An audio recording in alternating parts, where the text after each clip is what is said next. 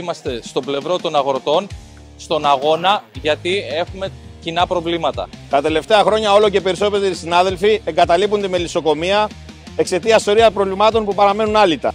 Παράνομες ελληνοποιήσεις αμφιβόλου ποιότητας. Που έχουν ως αποτέλεσμα το ελληνικό μέλι να παραμένει στις αποθήκες μας, με αποτέλεσμα να μην φτάνει στον τελικό καταναλωτή. Δεν υπάρχει ελληνικό μέλι με 5 ευρώ. Συνεχόμενο αυξανόμενο κόστος παραγωγής. Απαγόρευση χρήσης καπνιστηριού που καθιστά αδύνατη τη λειτουργία του επαγγέλματος. Χωρίς την μέλισσα, τον μελισσοκόμο και τον αγρότη, Οι πολίτες δεν θα έχουν τροφία. Οι μελισσοκόμοι όλα αυτά τα χρόνια σχεδόν αφόρυβα στηρίζαν την γεωργική παραγωγή και τη διατροφή μας.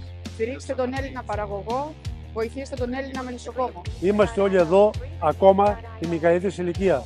Να αγωνιστούμε Μόνο και μόνο για να αφήσουμε ένα καλύτερο μέλλον για τα παιδιά μας.